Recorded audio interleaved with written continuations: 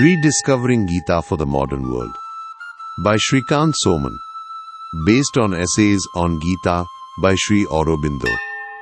Chapter 4, the core of the teaching, continued from the previous episode. Episode 36. The collision of duty and moral law, a deeper look at Arjuna's dilemma. Beyond the law of duty, how the Gita validates Arjuna's moral conflict. Duty versus conscience, the Gita's solution to a profound clash. Key takeaways. Arjuna's dilemma is a clash of profound truths. Duty is a relative, social concept. When inner view changes, duty ceases to apply. The inadequacy of disinterested duty. In fact, the Gita has exactly the opposite advice. It affirms that the doers of evil shall not attain to God. Therefore, it may seem that even the Gita supports the viewpoint of Arjuna when he is tempted to refrain from what his conscience abhors, though 1,000 duties were shattered to pieces. Arjuna thinks, and the teaching of the Gita is with him in this respect, that it is wrong to simply seek to fulfill in the best way the ordinary law of man's life, disinterested performance of what he feels to be a sin, a thing of hell. This is so even when that sin is his duty as a soldier.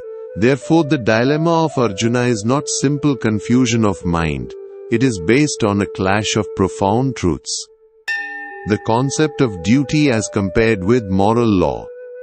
We must remember that duty is an idea which in practice rests upon social conceptions. We may stretch the meaning of this term beyond its proper connotations and talk of our duty to ourselves. Or we may, if we like, say in a transcendent sense that it was Buddha's duty to abandon all, or even that it is the ascetic's duty to sit motionless in a cave. But this obviously amounts to a play of words. The concept of duty is a relative term and depends upon our relation to others. For example, it is a father's duty as a father to nurture and educate his children.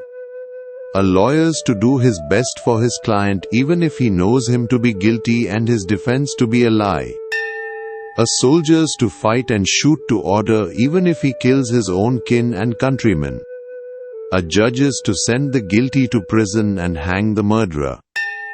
So long as these positions are accepted, the duty remains clear. A practical matter, of course.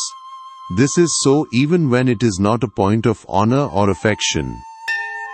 It is also okay if it overrides the absolute religious or moral law. Now take the situation when the inner view is changed. If the lawyer is awakened to the absolute sinfulness of falsehood, the judge becomes convinced that capital punishment is a crime against humanity. The man called upon to the battlefield feels, like the conscientious objector of today, or as a Tolstoy would feel, that in no circumstances is it permissible to take human life any more than to eat human flesh.